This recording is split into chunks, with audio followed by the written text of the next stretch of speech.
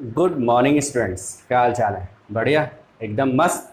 ठीक है, चलो नेक्स्ट स्टार्ट करते हैं। कल तक हमने क्या स्टडी कर रखा है? पोटेंशियोमीटर की कंस्ट्रक्शन पढ़ लिया था और पोटेंशियोमीटर का प्रिंसिपल भी पढ़ लिया था। और उस प्रिंसिपल से रिलेटेड हमने एक वर्ड पढ़ा था, वो था पोटेंशियल ग्रेडियंट। पोटेंशियल ग्रेडियंट क्या है, पोटेंशियल ग्रेडियंट का फॉर्मूला और वो किस पर डिपेंड करता है, वो सारी बातें हम कल कंप्लीट कर चुके हैं प्रीवियस लेक्चर में। ठीक है, नेक्स्ट अब आगे हमें इस पोटेंशियोमीटर से रिलेटेड कुछ बातें पढ़नी है और यूजेस पढ़ने हैं, जैसे एप्लीकेशन पार्ट पढ़ना है उसका, जो एक्सपेरिमेंट या प्रैक्टिकल लैब में भी तुम्हें मिलने वाला है। ठीक है, तो लैब में भी वो एक्सपेरिमेंट्स मिलेंगे जो अभी हम पढ़ेंगे, और उसके साथ साथ न्यूमेरिकल्स कैसे सॉल्व होंगे वो भी क्लियर करना है कि कैसे सॉल्व करेंगे हम न्यूमेरिकल्स को। ओके, तो पोटेंशियोमीटर को कंप्लीट करेंगे आज हम। ठीक, तो स्टार्ट करते हैं। सबसे पहले पोटेंशियोमीटर का प्रिंसिपल के अकॉर्डिंग हमने पढ़ लिया था कि जो पोटेंशियल डिफरेंस होता है V is directly proportional to L, और V इज इक्वल टू आया था KL, where K is potential gradient, जिसकी वैल्यू हमने कैलकुलेट की थी EP upon RAB plus RH plus R into RAB over L। ठीक है, तो डिपेंडेंसी बहुत कुछ आ गई। K किस पे डिपेंड करेगा? जो प्राइमरी सर्किट में सेल लगा हुआ है उसके EMF पे, resistance of the wire, resistance of the rheostat, internal resistance and length of the wire. ठीक है, इसके साथ साथ के की वैल्यू एक और आई थी, वो थी K is equal to I rho over A B था। आई करंट पर भी डिपेंड करेगा, वायर में करंट कितना फ्लो हो रहा है उस पर भी डिपेंड करेगा। रो रेजिस्टिविटी और specific resistance of the wire पर भी डिपेंड करेगा, साथ ही साथ cross section area of the wire पर भी डिपेंड करेगा। तो ये डिपेंडेंसी हो गई कि किस किस पर ये डिपेंड करेगा। ठीक है, इसके बाद पोटेंशियोमीटर में एक वर्ड आता है, वो है स्टैंडर्डाइजेशन ऑफ पोटेंशियोमीटर।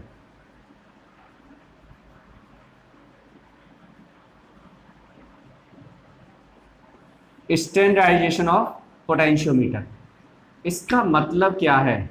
इसका मतलब एकदम सिंपल सा है कि के की जो वैल्यू है, पोटेंशियल ग्रेडियंट को कैलकुलेट करने की जो प्रोसेस है, मेथड है, उसी को बोलते हैं स्टैंडर्डाइजेशन ऑफ द पोटेंशियोमीटर। के की वैल्यू को कैलकुलेट करने का, the method by which we calculate the potential gradient of the potentiometer is known as standardisation of the potentiometer. Clear? तो पोटेंशियोमीटर का स्टैंडर्डाइजेशन का मतलब हो गया के कैलकुलेट कर दो। ठीक है, कैसे करेंगे? कल एक बात बताई थी, वो दोबारा से रिवाइज करते हैं, वो ये कि हमारे पास जो वायर होगा वो हम किससे नोट करेंगे? ए बी से। ये पूरा का पूरा पोटेंशियोमीटर है, इतना सही। इसके साथ एक प्राइमरी सर्किट बनाना है हमें, जिसमें एक बैटरी होगी जिसे हमने बोला था EP, एक की होगी K, और एक रियोस्टेट मिलेगा। एक क्या मिलेगा? Rheostat RH। ये फिक्स है, प्राइमरी सर्किट हो गया। इसकी लैंग्वेज भी हर बार वही लिखेंगे हम, बैटरी की and rheostat are connected in series with potentiometer wire. ठीक है, तो ये प्राइमरी सर्किट क्लियर।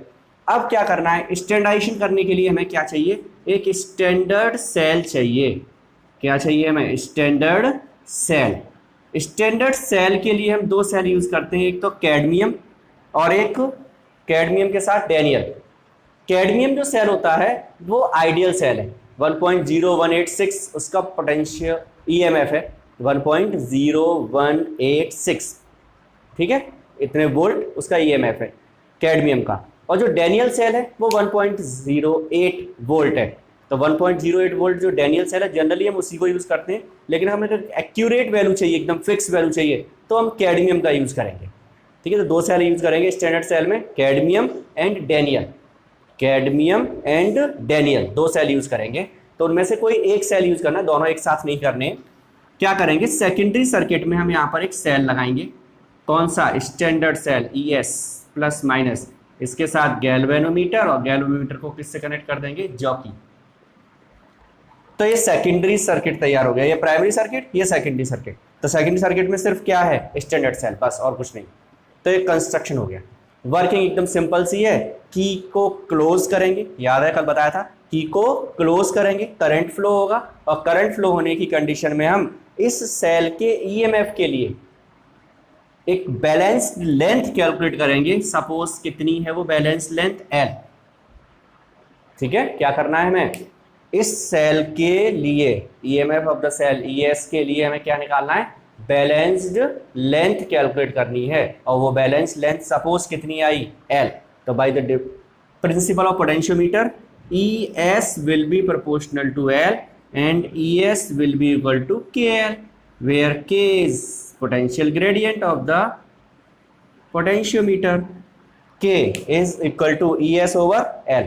ES क्या है? स्टैंडर्ड सेल का EMF, वो हमें पता है। जैसे अगर हमने डैनियल सेल यूज किया तो 1.08 वोल्ट क्लियर है हमारे पास।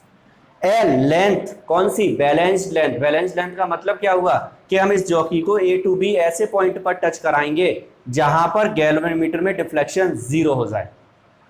ठीक है, तो we have to touch the jockey at that point where galvanometer deflection is 0। Clear? तो डिफ्लेक्शन जहां 0 हो गया वो पॉइंट नोट कर लेंगे और बैलेंस लेंथ कैलकुलेट कर लेंगे हम कितनी लेंथ आ गई। तो L मिल गया, ES मिल गया, तो किसकी वैल्यू आ जाएगी? K की। यूनिट तो इसी से दिख रही है, वोल्ट पर मीटर है इसकी यूनिट। ES स्टैंडर्ड सेल का EMF का पोटेंशियल एक तरह से पोटेंशियल के लिए यूनिट क्या होगी? वोल्ट।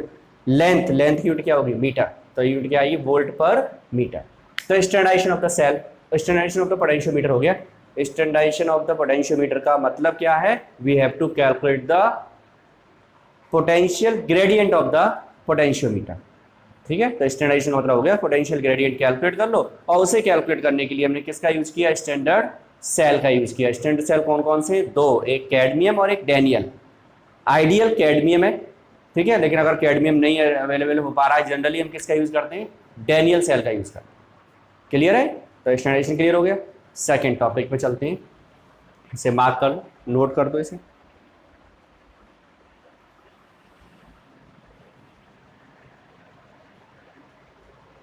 हो गया? ठीक है। सेकंड, दूसरा हमें पढ़ना है अब पोटेंशियोमीटर के लिए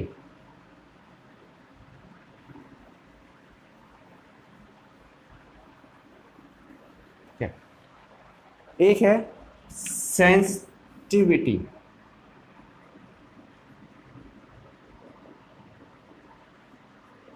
सेंसिटिविटी ऑफ पोटेंशियोमीटर।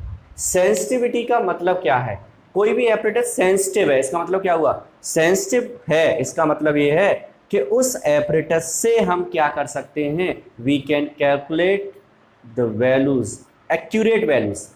कैसी वैल्यूज कैलकुलेट कर सकते हैं? एक्यूरेट, फिक्स वैल्यू आ जाए, और वो भी कैसी? मिनिमम, स्मॉलेस्ट टू स्मॉलेस्ट, जितनी छोटी से छोटी वैल्यू कैलकुलेट करो और वो भी एक्यूरेट, तो वो सेंसिटिव। कोई भी एपरेटस जिसकी हेल्प से we can calculate the accurate values. ठीक है, एक्यूरेट वैल्यू भी निकालनी है, एक कंडीशन। सेकंड कंडीशन क्या है? एक्यूरेट वैल्यू के साथ साथ वो वैल्यू कैसी होनी चाहिए? बहुत छोटी से छोटी। मिनिमम वैल्यू अगर हम कैलकुलेट कर रहे हैं तो वो सबसे अच्छा एपरेटस है, तभी उसकी सेंसिटिविटी ज्यादा है। जैसे सपोज इसे लेंथ मेजर करने के लिए हमने मीटर स्केल लिया।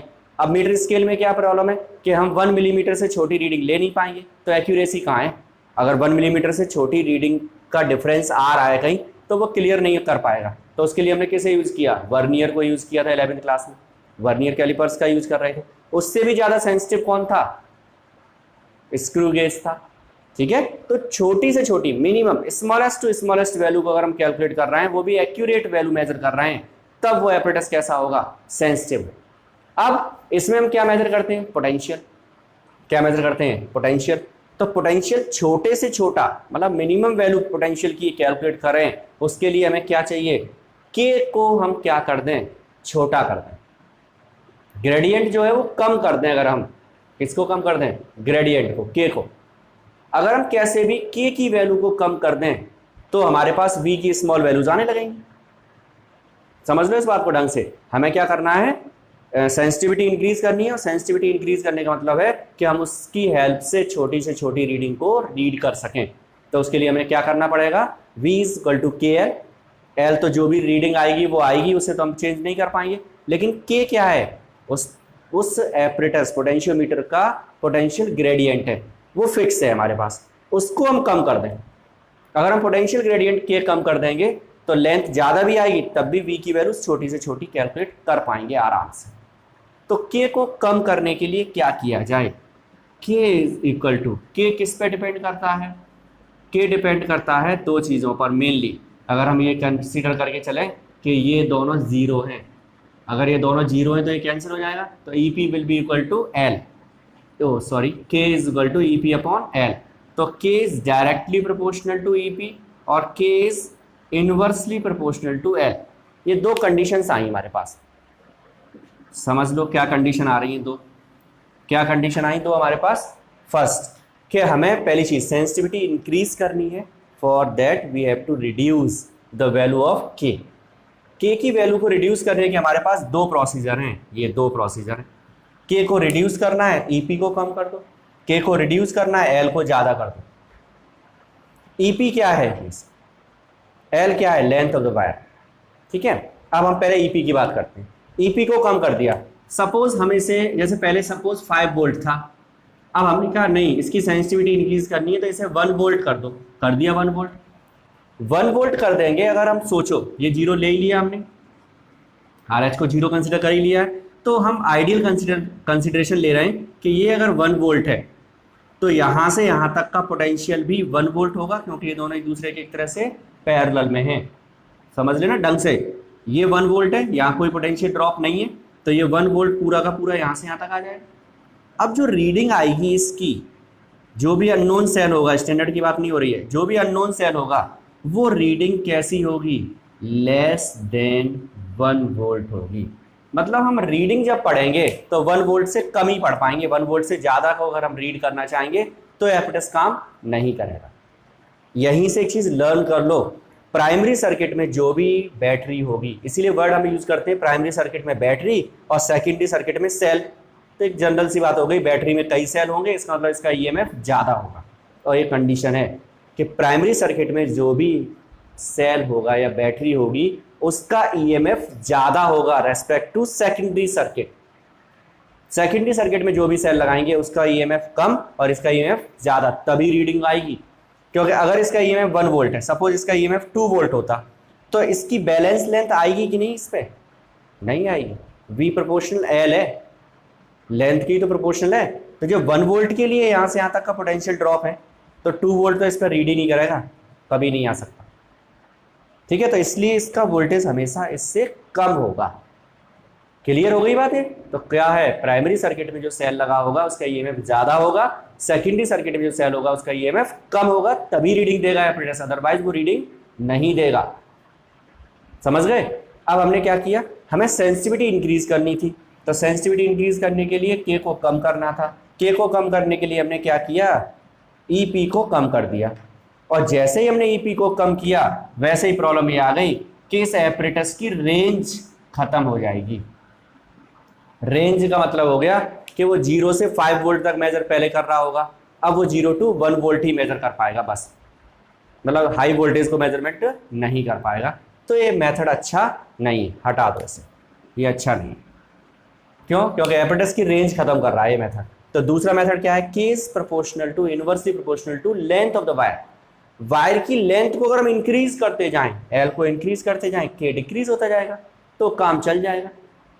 सही है, ये मेथड ज़्यादा अच्छा है। इसीलिए क्या करते हैं, उसमें हम 10 मीटर लेंथ का वायर यूज़ करते हैं। तो कल बताया था कि 4 मीटर के भी एपरेटस आते हैं, तो अब प्रॉब्लम सॉर्ट आउट हो गई।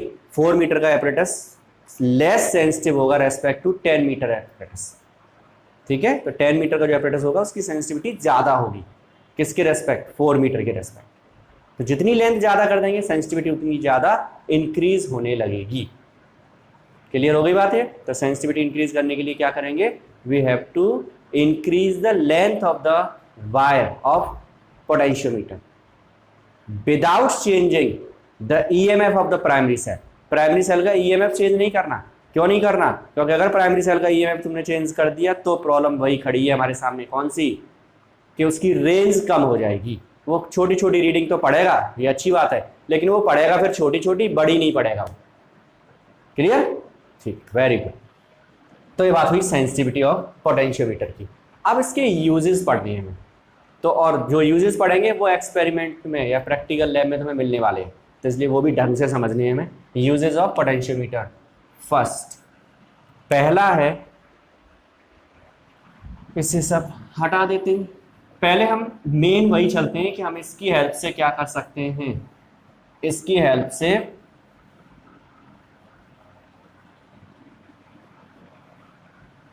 चलो इसी से चलते हैं। First is to calculate internal resistance internal resistance of cell, given cell, जो भी सेल हमें दिया होगा इंटरनल रेजिस्टेंस कैलकुलेट करने के लिए, उसका हम इंटरनल रेजिस्टेंस कैलकुलेट कर सकते हैं किसकी हेल्प से, पोटेंशियोमीटर की हेल्प से। प्राइमरी सर्किट का प्रोसीजर वही का वही है, प्राइमरी सर्किट को हम चेंज नहीं कर रहे हैं, वो वैसा का वैसा ही है।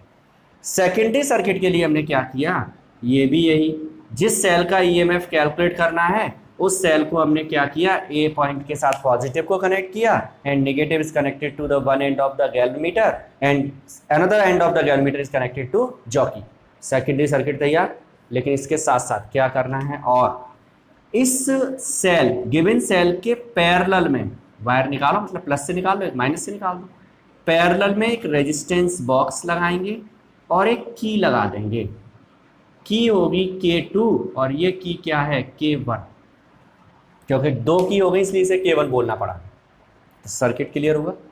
सर्किट में क्या है, प्राइमरी सर्किट वही पुराना चल रहा है, सेकेंडरी सर्किट में जिस सेल का ईएमएफ कैलकुलेट करना है उसे लगाया हमने, और उस सेल के पैरेलल में एक रेजिस्टेंस बॉक्स एंड अ की इज कनेक्टेड, कनेक्ट हो गई, ठीक है, सर्किट तैयार। अब क्या करेंगे हम, पहले हम फर्स्ट K1 को हम क्लोज कर देंगे।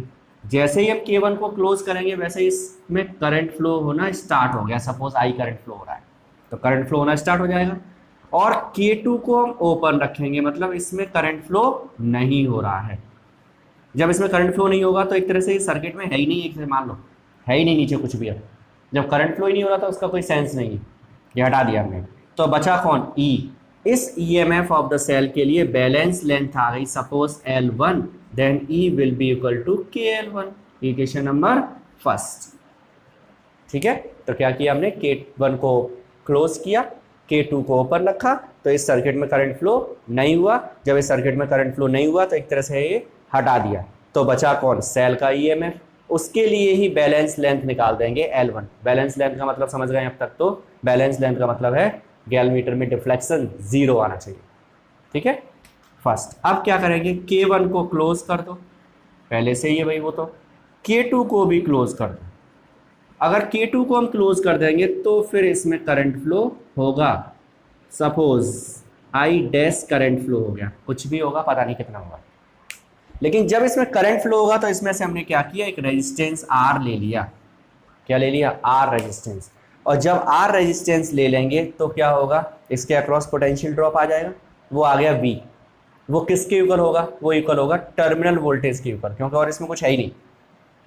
इस सेल का जो टर्मिनल वोल्टेज होगा वही होगा, ठीक है। तो टर्मिनल वोल्टेज के इक्वल आ जाएगा, वो किसके इक्वल होगा, टर्मिनल वोल्टेज के इक्वल। तो इस कंडीशन में V, या तो ये बोल दो कि इसके अक्रॉस पोटेंशियल ड्रॉप वही है, या टर्मिनल वोल्टेज बोल दो, वो भी बात सही है।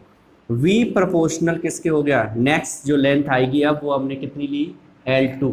तो V is proportional to L2, V is equal to KL2, equation number second. तो दो कंडीशन है, पहले इतना समझ लो दोबारा से। पहले हमने K1 को क्लोज किया, K2 को ओपन रखा, तो इसमें करंट फ्लो नहीं हुआ। जब इसमें करंट फ्लो नहीं हुआ तो ईएमएफ के लिए बैलेंस लेंथ आ गई।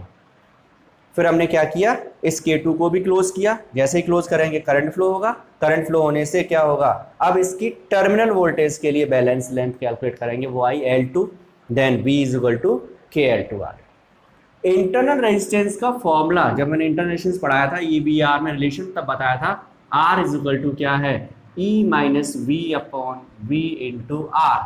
ये फॉर्मूला ड्राइव कर चुके हैं, internal resistance of the cell R is equal to E minus V upon V into R। E की वैल्यू क्या है, E की वैल्यू है KL1 minus KL2 upon KL2 और इंटू R। ये क्या है, internal resistance of the cell. R is equal to K common, L1 minus L2 upon KL2 into R। K से K cancel, R is equal to L1 minus L2 upon L2 into R। This is internal resistance of the cell. सारा कुछ known है इसमें। L1 balance length है जब K2 open था, L2 balance length है जब K2 क्लोज कर दिया है, और R क्या है, resistance of the resistance box, जो भी हमने निकाला है वो आ गया, हो गया। तो इससे हम स्मॉल r यानी कि internal resistance of the cell को कैलकुलेट कर पाएंगे, आराम से कर सकते हैं। क्लियर, नोट डाउन कर दो इसे।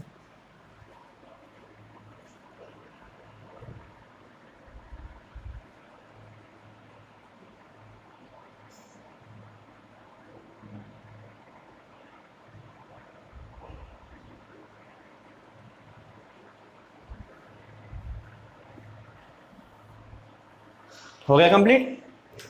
ठीक है, इसके बाद आगे देखते हैं, सेकेंड एप्लीकेशन देखते हैं। सेकेंड है to calculate EMF of the cell. EMF of the cell, कोई भी सेल है, अननोन सेल है, पता नहीं कौन सा सेल दे दिया उसने हमें, उसका ईएमएफ कैलकुलेट करना है। ठीक है, तो ईएमएफ कैलकुलेट करने का प्रोसीजर क्या है? देखो, पहली चीज तो यही कि प्राइमरी सर्किट तो वही का वही रहता है, तो उसको हम चेंज ही नहीं कर रहे हैं, प्राइमरी सर्किट सेम रहेगा।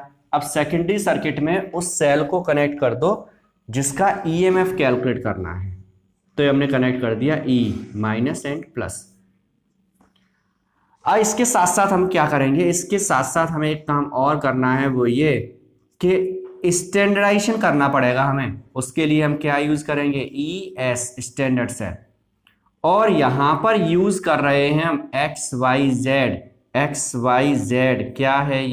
ये है two way key. What is this? Two way key. और इससे गैल्वेनोमीटर और गैल्वेनोमीटर से जॉकी।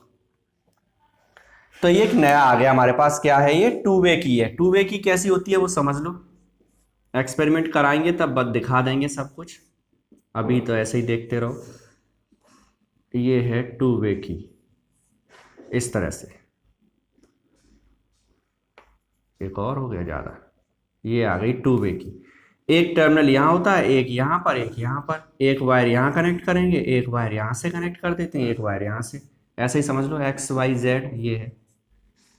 तो एक वायर तो हमने एक्स से कनेक्ट कर दिया, एक जेड से कनेक्ट कर दिया, एक बीच में से कनेक्ट कर दिया। जब हम डॉट यहाँ लगा देंगे तो इन दोनों में करंट फ्लो होने लगेगा। मतलब अगर हमने सपोज इसे कनेक्ट किया, इसे, तो उस समय करंट ई से होकर गैल्वेनोमीटर में चला जाएगा। इसे हटा के इसमें करंट कर देंगे तो इससे इसमें चला जाएगा। तो एक तरह से टू वे की का यूज कर रहे हैं हम, क्या? करंट को चेंज करने के लिए कि हमें किस सेल को सर्किट में लेना है। ठीक है, तो टू वे की पता लग गया कैसी बनी हुई है। ठीक है, इसके बाद हम सबसे पहले क्या करेंगे? K1 की को क्लोज कर देंगे। ये तो पहला ही काम है, ऐसे तो करना ही करना है क्योंकि सर्किट में करंट फ्लो होगा। इसके बाद फिर हम क्या करेंगे? पहले हम लगाएंगे Y और Z के बीच में, Y एंड Z को हम कनेक्ट कर देंगे। जब हम Y और Z को कनेक्ट करेंगे तो स्टैंडर्ड जो सेल होगा वो सर्किट में आ जाएगा।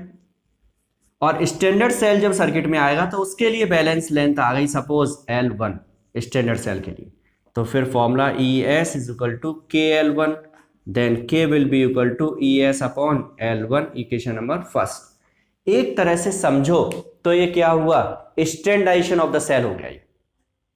ठीक है, क्या कर दिया हमने? स्टैंडर्डाइजेशन कर दिया हमने। अब क्या करेंगे? Y और Z के बीच में से कनेक्शन हटा दो और X एंड Y को कनेक्ट कर दो। किसे कनेक्ट कर देंगे? X एंड Y को कनेक्ट कर देंगे। यहां से हटा दिया, इसे हटा के यहां लगा दिया हमने, Y लग गया। तो कनेक्शन यहां पर आ गया, किसके बीच में? X एंड Y के बीच में। अब सेल कौन सा आ गया सर्किट में? E, उसके लिए बैलेंस लेंथ आएगी। तो फिर E जो सेल है उसके लिए बैलेंस लेंथ सपोज कितनी आई? L2। बैलेंस लेंथ कितनी आ गई? L2 आ गई सपोज। तो फॉर्मूला क्या हो जाएगा? E इज इक्वल टू क्या हो जाएगा? बोल दो, KL2। सही है, E will be equal to KL2। Putting the value of K from equation first equation से वैल्यू पुट कर दो, ES upon L1 into L2। देखो सारा कुछ नोन है कि नहीं? L1 क्या है? Balance length. जब स्टैंडर्ड सेल यूज किया तब, तो बैलेंस लेंथ हमारे पास है L1। L2 क्या है? Balance length for unknown cell, तो वो भी है। और ES क्या है? स्टैंडर्ड सेल का EMF, वो भी हमें पता होगा। जैसे डैनियल सेल यूज किया तो हमें पता होगा। बस E की वैल्यू कैलकुलेट हो जाएगी। है एकदम सिंपल सा। क्लियर हो गया? करो नोट इसे।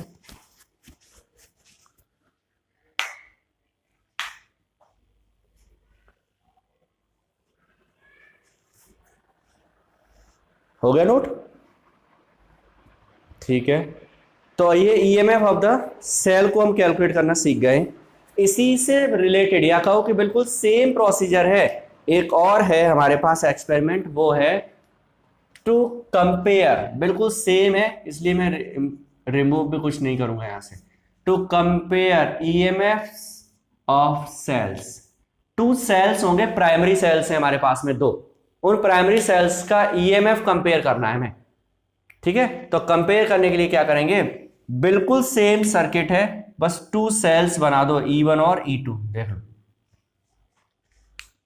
सही है, कुछ नहीं करना है, केवल क्या करना है, टू सेल्स जिन्हें कंपेयर करना है, उनके पॉजिटिव एंड को ए से और निगेटिव एंड को गैल्वमीटर से कनेक्ट करना है with the help of to way की।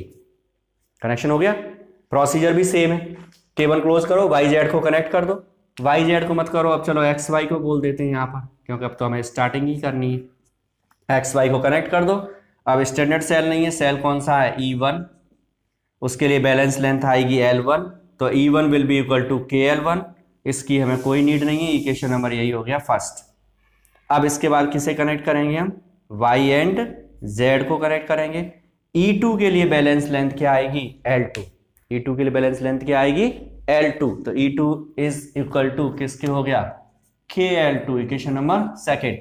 कंपेयर करने का मतलब है रेशियो निकाल दो, डिवाइड कर देते हैं, dividing equation first by equation second, तो हो गया E1 over E2 is equal to KL1 upon KL2, K से K cancel, E1 upon E2 is equal to L1 upon L2।